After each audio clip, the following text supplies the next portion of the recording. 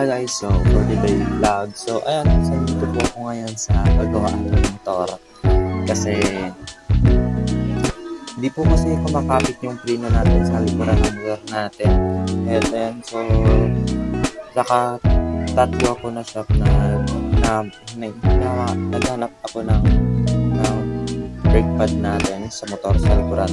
Kasi wala tayong nahanap kasi bago kasi yung motor na Rossi 550 na parang rider lang siya. Ayan, so dito lang ako nakahanap ng brake natin. So ayan, so shoutout ko kay kuya. Shoutout ko kasi siya po yung nagawa ng motor natin. Kasi sabi ko sa kanya, so tinanong niya ako kung papagawa ko ba. So sabi ko sa kanya so bibili lang ako. So sabi niya sa akin, so hindi daw kasi kailangan daw isukat yung lipad ng frame natin sa likuran. So wala tayong magawa kasi need talaga natin ang frame sa likuran. Pinagawa natin kay kuya kasi yung brake pad na binili natin, so 148 yan. Yung lever daw ang 70. Kaya kasi mahirap kasi guys kapag walang freno sa likuran. Mahihirapan tayo kapag nasauna na yung freno kasi yung motor natin si brake na sa di-clutch kasi di ba? Mahirap kapag nasauna na yung freno kasi sa likuran ko kasi yung freno natin. So yung parang hindi siya kumakapit masyado. Parang maliit na yung kapit niya. Ayun,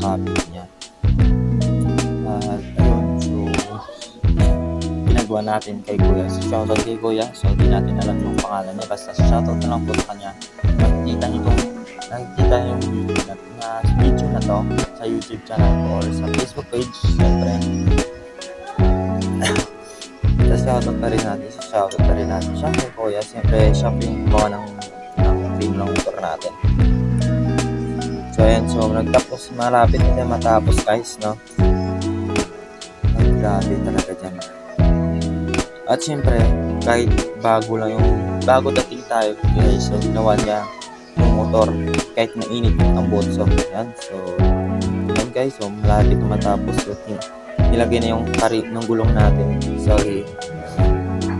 likod ng motor natin. So nilagay na yung karit ng gulong natin. Nahihirap yung boses natin. So wait na lang natin matapos yung motor. So ngayon, so tinaray niya po yung motor natin. Okay ba yung preno ng motor natin. So ayan siya. So shoutout po yan na ganyan yung mukha ng preno ng motor natin. Yung Rossi 550 yan. So guys, so ngayon uwi na tayo kasi tapos na yung motor natin.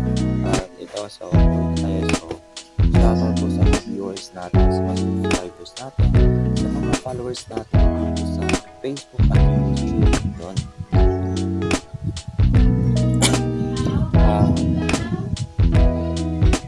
Alright, so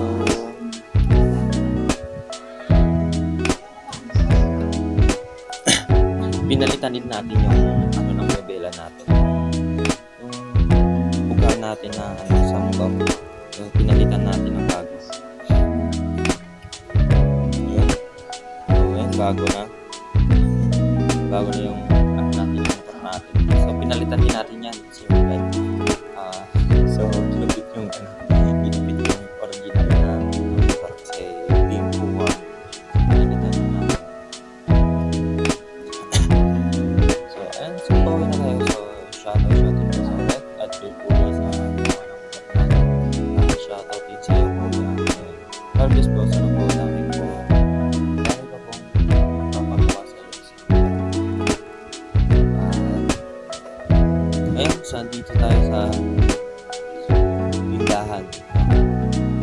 So dito tayo sa bayan. So dito tayo naman. So nagdala ako ng helmet kasi may R6 kasi dito. Baka mahuli tayo. Okay.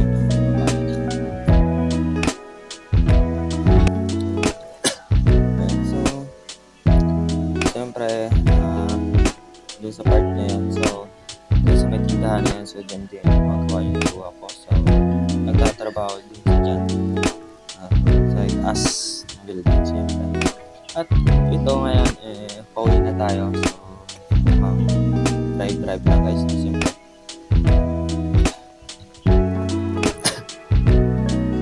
So thank you po sa sa lahat sa mga viewers natin, subscribers sa followers natin. Try ko yung preno natin kung okay yung kapit niya or ayos ba. Siyempre para malaman din natin kung okay talaga yung preno ng motor. So ayun, so try ko dyan. Try ko yung motor dyan kasi para malaman din natin kung maganda ba yung kapit ng motor na natin. Kasi pero okay naman yung kapit ng motor natin. So idol, so pa-follow na lang po ng aking Facebook page na Rayjan Motovlog, sa YouTube channel ko ay Rayjan Vlog TV. Support ako sa aking mga video, mga upload ko. Hirap din kasi kung magawa tayo ng video tapos walang viewers, walang followers, walang subscribers, diba? So ako, medyo kasi di pa tayo na-upload ng YouTube kasi nasa 50 subscribers pa lang tayo kasi minsan lang ako nag-vlog, nag-upload. Sorry pa. So dito sa part na to, nag-voice record lang ako sa video na to kasi ingay, baka dito tayo marinig.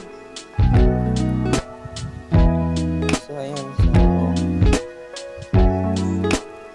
sana po tulungan niyo po ako sa mga video ko, sa mga upload ko na video ko kasi need ko talaga ng subscribers at followers. At syempre alam ko po sa mga sikat na vlogger, madami na po yung mga subscribers na mga followers kahit anong social media guys, kahit anong social media marami talaga yung susupport kasi siyempre kapag sipag ka lang, diba? Sipag ka lang na mag-upload ng video, mag-vlog, siyempre supportan nyo ng mga supporters mo, sa mga subscribers, mga followers. Okay, so malapit na tayo dyan, pauwi na tayo dyan.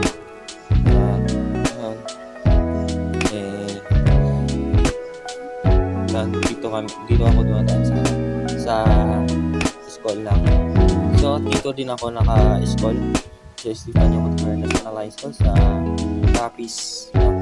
Ayan, sa Estefania. So ngayon ay madami kasi estudyante yan. So umpisa na po yung pa-intro ng grade 7 to 12.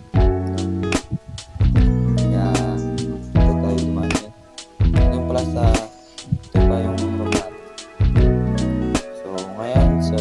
guys, so malapit na tayo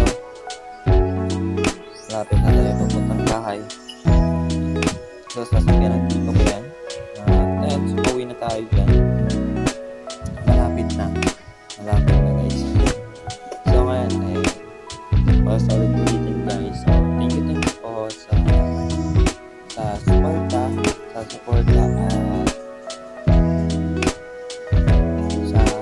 sa mga viewers natin. So dito pa kasi nakilala yung mga viewers natin kasi wala pa kasi comment lang sa ating notification. Guys, pakipollow na lang po ang ating Facebook page, Rayjan Motovlog, at YouTube natin, Rayjan Vlog Videos. And so mag-comment na po kayo dyan